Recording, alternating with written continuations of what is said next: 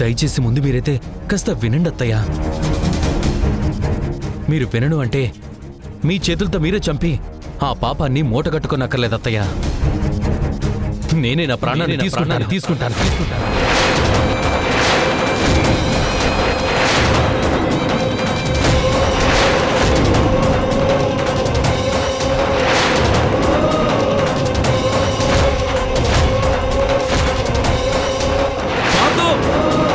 పార్థు, ఏం చేస్తున్నావు?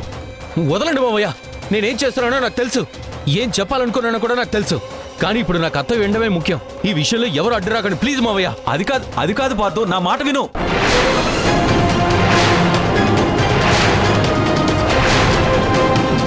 ఏం చేస్తున్నావు పార్థు? చెప్పాను కదా మామ, నేనేం చేయాలనుకున్నానో నాకు తెలుసు అని. ఎవరు మాట్లాడినా నన్ను ఆపడానికి ప్రయత్నించినా నా ప్రాణం నేనే తీసుకుంటాను.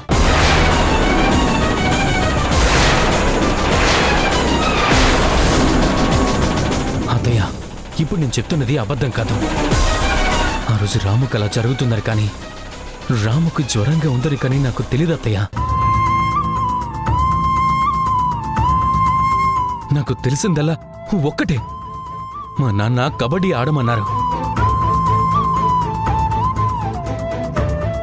రాముయే గెలవాలని ఎక్కువగా కోరుకున్నారు. నేను కూడా గెలవాలని ఆడాను. కానీ ఆ ఆటలో రాము ప్రాణం పోయింది.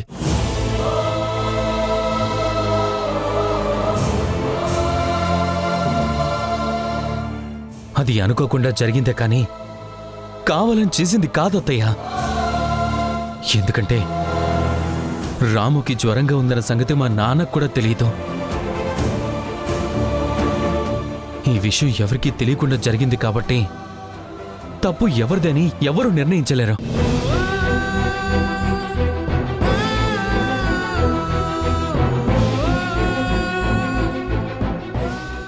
కానీ ప్రాణం పోయింది నా చేతుల్లో కాబట్టి దోషిగా నేను నిలబడ్డాను. ఆ చిన్న వయసులోనే నా స్నేహితుడి ప్రాణం నా చేతుల్లోనే పోయినప్పుడు నేను నిలువెల్లా వణికిపోయానత్తయ్య. ఏం చేయాలో తెలియని పరిస్థితుల్లో ఉన్నాను. ఎవరికి ఎదురుపడే పరిస్థితుల్లో లేక నేను ఇల్లు వదిలి వెళ్ళిపోయాను. తల్లి తండ్రి సాయం లేదే బతకలేని వయసు అది. ఎలా బతకాలో తెలీదు, ఎక్కడుండాలో తెలీదు. ఎండకెండుతూ వానకు తడుస్తూ తిరిగి ఇంటికి రాలేక మీ ఎవరికి నా మోహం చూపించలేక నరకం అంటే ఎలా ఉంటుందో చూశాను.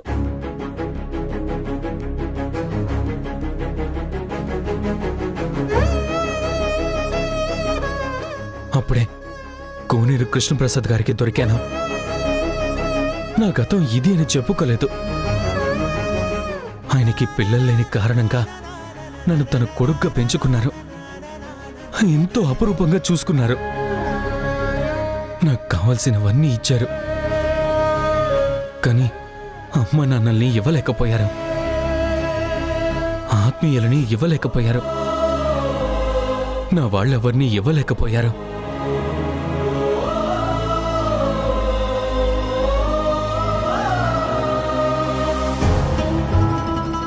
అన్నీ తానే చూస్తున్నా నా వాళ్ళకి నేను దూరంగా ఉన్నానన్నా ఆ బాధను మాత్రం నా మనసులోంచి తీయలేకపోయారు. మీకు అనుమానం రావచ్చు అత్తయ్య, ఆ వయసులో అంటే నీకు తెలియక తప్పు జరిగిపోయిందని. కానీ నీకు జ్ఞానం తెలిసాక ఎందుకొచ్చి నన్ను క్షమాపణ అడగలేదన్న కోపం మీలో ఉండొచ్చు. నేను కాదన్నా, కానీ మీకు ఎదురుపడే ధైర్యం చేయలేకపోయాను.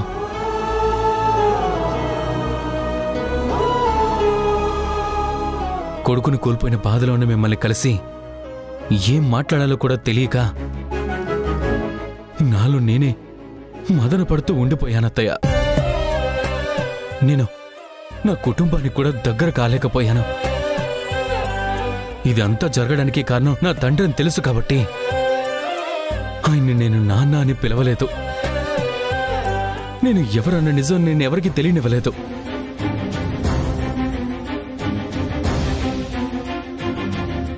చాందిని నన్ను ప్రేమించేసరికి తను మీ కూతురని కాని ఈ కుటుంబం మనిషిని కాని నాకు నిజంగా తెలియదత్తయ్య.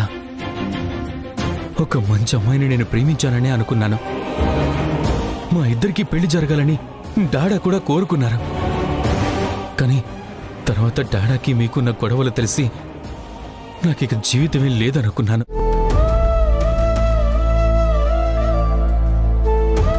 చిన్నప్పుడే కన్నవారికి దూరం అయ్యాను. ఇప్పుడు నన్ను పెంచిన డాడా నాకు దూరం అయ్యారు. నా రాత ఇంతే అనుకున్నాను. నా జాతకం ఏంటి ఇలా ఉంది అనుకున్నాను. నేను ఎవరి దగ్గరుండాలనుకుంటున్నానో వాళ్ళంతా నాకు దూరం అయిపోతున్నారని నిర్ణయించుకొని చాంద్రిని కూడా పెళ్లి చేసుకోనని చెప్పాను. కానీ అప్పుడు బాను ఒప్పించడానికి వచ్చింది. ఆ క్షణం వరకు బానుకి కూడా నేను తన అన్నయ్య శివని అని తెలీదు. అక్కడున్న నా చిన్నప్పటి ఫోటోను చూసి అడిగితే మొత్తం నిజం చెప్పాను. ఆ నిజం అప్పుడే చెప్పేద్దాం అనుకుంటే అది చెప్పటం వల్ల ప్రయోజనం ఉండదు సరికదా. గొడవలు మరింత పెరుగుతాయి.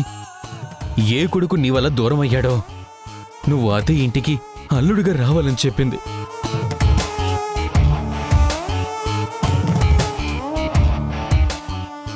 ఆ ఇంటి పెద్ద కొడుకుగా మారు, ఆ ఇంటి మనిషిగా ఉండు, ఆ ఇంటి బాధ్యత తీసుకో, ఆ ఇంటి అమ్మాయిని నీ గుండెల్లో పెట్టుకొని చూసుకో. ఆ ఇంట్లో నువ్వు చూపించే ప్రేమ ఆప్యాయతలతో ఇలాంటి వ్యక్తి మాతో ఉండడం మా అదృష్టం అనేలా మారు అని నా చెల్లెలు భానుమతి నాకు చెప్పింది అత్తయ్య.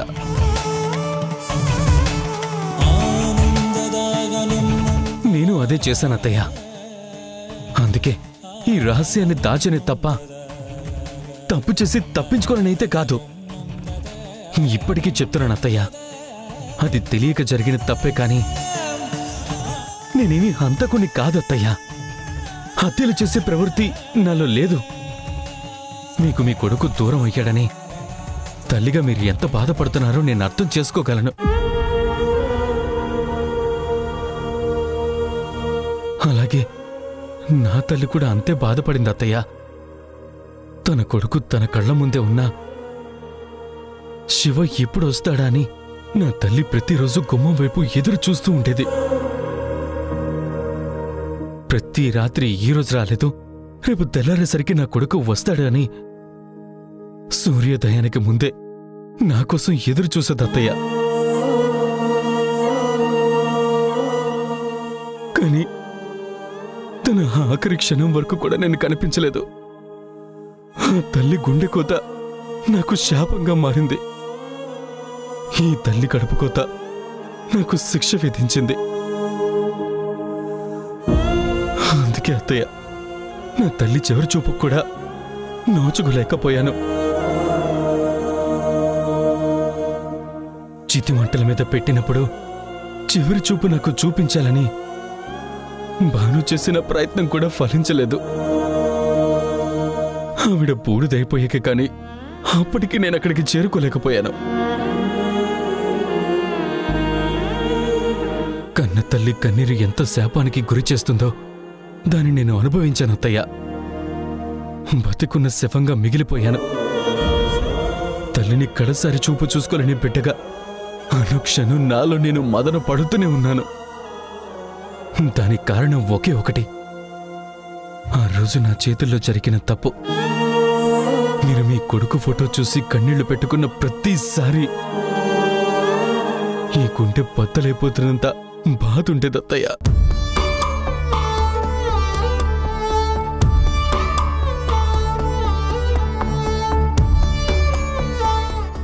నా వల్ల ఇదంతా జరిగిందని ఎన్నో రోజులు నేను నరకాన్ని చూశాను అత్తయ్య.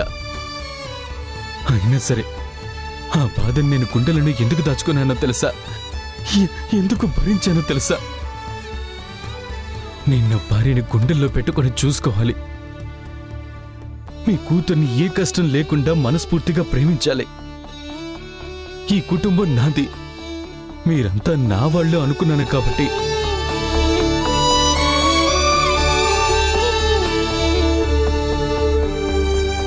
జరిగిపోయిన దాన్ని వెనక్కి ఎలాగూ తీసుకురాలేను కాబట్టి మీ దగ్గర ఈ నిజాన్ని దాచనే కానీ మోసం చెయ్యాలని కాదత్తయ్య. భాను ఈ విషయంలో ఎంతో బాధపడింది. ఈ కుటుంబాన్ని నిలబెట్టడానికి నా చెల్లెలు ఎంతో కష్టపడింది. మనమందరం కలిసి ఉండాలని ఆ పిచ్చి తల్లి ఎంతో శ్రమపడింది. ఏ తప్పు చెయ్యని భాను ఈరోజు నా కోసం దోషిగా నిలబడింది.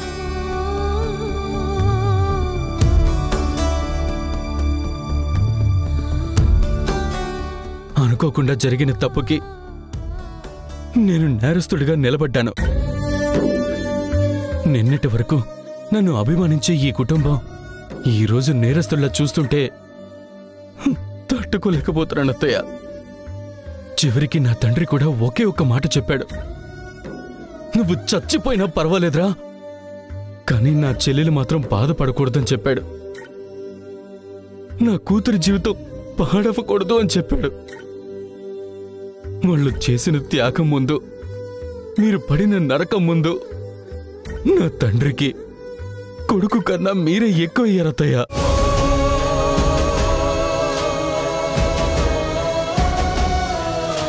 ఇది మేమందరూ మీ మీద చూపించే మమకారం.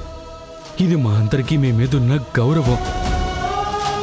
ఇప్పుడు చెప్పండి అత్తయ్య, ఇప్పటికే నా తప్పుందంటారా? నేను తప్పు చేశాను అంటారా? ఇన్నేళ్లు నా వల్ల జరిగిన పొరపాటుకి నేను అనుభవించిన ఒంటరితనం శిక్ష కాదు అంటారా? నా వాళ్ళు నా కళ్ల ముందే ఉన్నా, నోరారా పిలుచుకోలేని పరిస్థితుల్లో ఉన్నా, దౌర్భాగ్య పరిస్థితి అనుభవించిన నాది శాపం కాదంటారా అత్తయ్య? చెప్పండి అత్తయ్య, మీ చేతులతో మీరే నన్ను చంపేసేయండి. ఇలాంటి పరిస్థితుల్లో ఇలాంటి నిజం తెలియటం ఎంతో భయంకరంగా ఉంటుందో నాకు తెలుసు. కానీ ఒక్కటి మాత్రం నిజం అత్తయ్య, నేను దోషిని కాదు. అనుకోకుండా జరిగిన తప్పది. ఆ తప్పుని ఎలాగూ నేను ఎప్పటికీ సరిదిద్దుకోలేను. వెళ్ళిపోయిన నా స్నేహితుడిని ఎప్పటికీ నేను తిరిగి తీసుకురాలేను. కానీ మీ బాధను తీర్చటానికి, మీ అందరితో ఈ మమకారాన్ని పంచుకోవడానికి, నా కుటుంబంతో నేను చేరువుగా ఉండడానికి నేను చెయ్యని ప్రయత్నం అంటూ లేదు. పోయిన ప్రాణాన్ని తిరిగి తీసుకురాలేమేమో కానీ నా వాళ్ళని ప్రాణంగా చూసుకునేంత మనసు నాకుందత్తయ్య. చాందిని అంటే నాకు ప్రాణం. తను లేనిదే నాకు జీవితమే లేదు. తను నాతో మాట్లాడకపోతుంటే ఈ గుండె రంపంతో కోసినట్టుందత్తయ్య. ఎందుకు బతుకుతున్నానో, ఇంకా ఎందుకు ఈ గుండె ఆగిపోలేదని అనుక్షణం బాధపడుతూనే ఉన్నాను.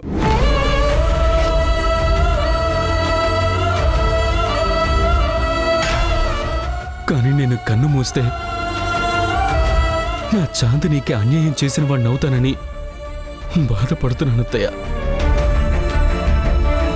అది తప్పని మీకు అనిపిస్తే మీ చేతులతో మీరే షూట్ చేయండి. మీ పాదాల సాక్షిగా చెప్తున్నాను, మరణించిన నా తల్లి సాక్షిగా చెప్తున్నారు. నాకు నా తండ్రి నా కళ్ళ ముందే ఉన్నా ఆయన్ని నాన్న అని పిలవని ఒక కొడుగ్గా ఆయన పాదాల సాక్షిగా చెప్తున్నాను అత్తయ్య. నేను కావాలని ఏ తప్పు చేయలేదు, తప్పు చెయ్యను కూడా. మీ కుటుంబం అంటే నాకు ప్రాణం అత్తయ్య. నా చాందిని అంటే నాకు ఇష్టం. మీరందరూ బాగుండాలని కోరుకునే మనిషి మా భాను కూడా ఈ కుటుంబం కోసం నిలబడాలని, ఈ కుటుంబం బాగుండాలని, నేను ఈ ఇంటి పెద్ద కొడుగ్గా ఉండాలనుకున్నాను కాబట్టే ఈ నిజాన్ని దాచమని చెప్పింది.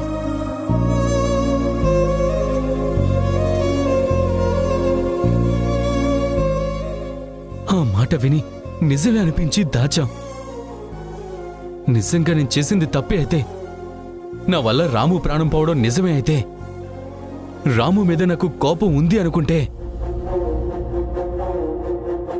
ఇప్పుడు చాందిని కడుపులో రాము రూపం ఎలా ప్రాణం పోసుకుంటుంది? నా భార్య కడుపులో నా స్నేహితుడి పుట్టుక నేనసలు ఎంత ఆనందిస్తున్నానో మీకు తెలియంది కాదు. కానీ ఇప్పుడు మీరు నా భార్య నాతో మాట్లాడడం మానేసి నా నీడను కూడా చూడలేకుండా ఉంటుంటే నేను అసలు ఎంత నరకాన్ని అనుభవిస్తున్నానో ఎవరికి తెలియదు అత్తయ్య.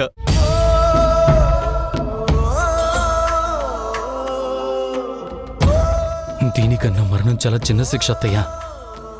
అమ్మల నన్ను క్షమిస్తారో లేదంటే శిక్షిస్తారో నిర్ణయం మీకే వదిలేస్తున్నాను.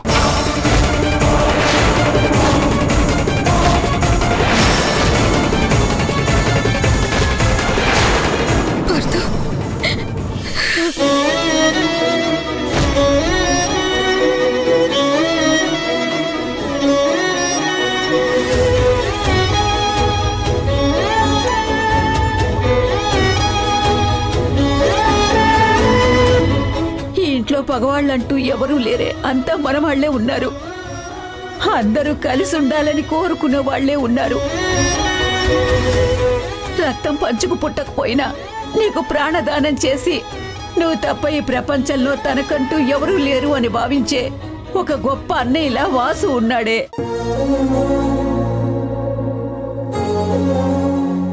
ఈ ఇంటల్లుడైనా సరే పెద్ద కొడుకు బాధ్యత తీసుకుని మనందరి కోసం ఆలోచించాడే పార్దు.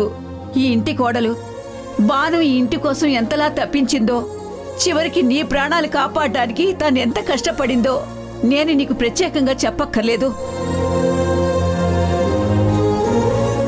ఇక నీ కొడుక్కి కూతురికి నువ్వంటే పంచ ప్రాణాలు. నీ భర్తకి నువ్వంటే ప్రాణమే. ఇలా అందరూ మనవాళ్లే ఉన్నారు. మనందరం బావుండాలని కోరుకునే వాళ్లే ఉన్నారు.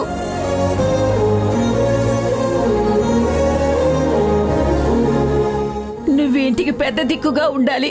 అందర్నీ నువ్వే నడిపించాలి. అందరూ నీ కోసమే బ్రతుకుతున్నారు. ఎవరి మీద ఊర్మిళ కోపాన్ని చూపిస్తున్నావు? పిల్లల మీద. పిల్లలు తెలియక తప్పటడుగు వేస్తే తల్లి చేయి పట్టుకుని నడిపిస్తుంది, తప్పటడుగుని సరి చేస్తుంది. మరప్పుడు తెలియక చేసిన పొరపాటే కదా. తల్లిగా అర్థం చేసుకోలేవా?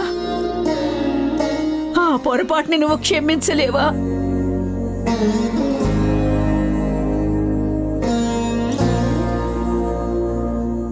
నీ కొడుకు ఎప్పటికీ నీకు తిరిగి రాడన్న నిజం మనందరికీ తెలుసు.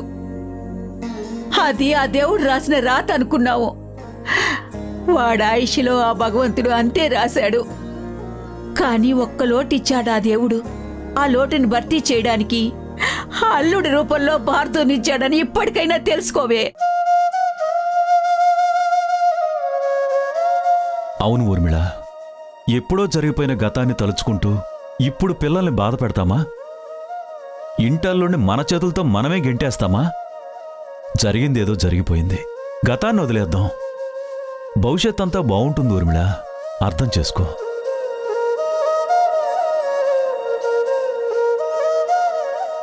చెల్లెమ్మా, ఈ క్షణం కూడా నేను చెప్పేది ఒకటే. నువ్వు బాగుండాలి, నీ కుటుంబం బాగుండాలి. నువ్వు మళ్ళీ మామూలు మనిషిగా మా అందరితో సరదాగా ఉండాలి. నువ్వు నా చెల్లిగా నిండు నూరేళ్లు సంతోషంగా ఉండాలి తల్లి. అంతేనమ్మా నేను కోరుకునేది.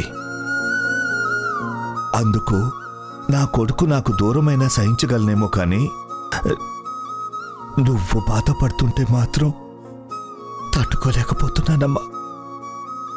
అర్థం చేసుకో తల్లి.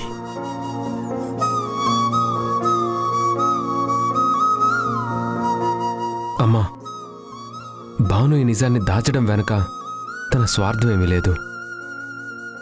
మన కుటుంబం బాగుండాలన్న తపనే పడింది. అందుకే గుడిలో ఈ నిజాన్ని నాకు చెప్పినప్పుడు వీళ్ల బాధను చూసి నేను అర్థం చేసుకున్నాను.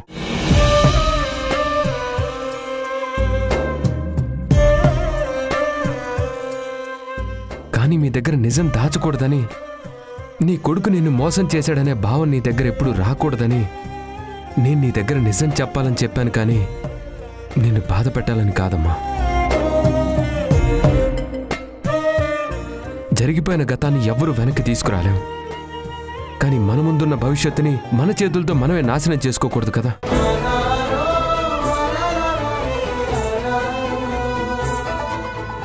అన్నయ్య రాము చాందిని కడుపున పుడితే కొడుగ్గా నీకు దూరమైన మనవడిగా మళ్ళీ నీ చేతుల్లోనే పెరుగుతాడు. అది అన్నయ్య తిరిగి నీకిస్తున్న వరం. అది చాలు కదా.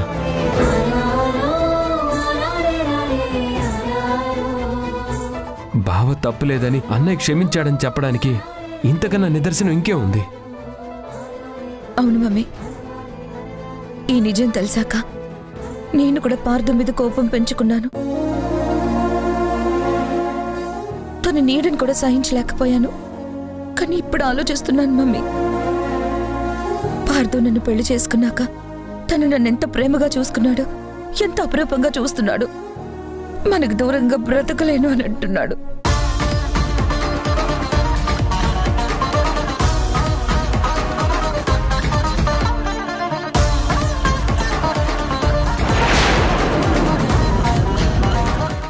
అమ్మ గురించి ఆలోచిస్తున్నాను బాను.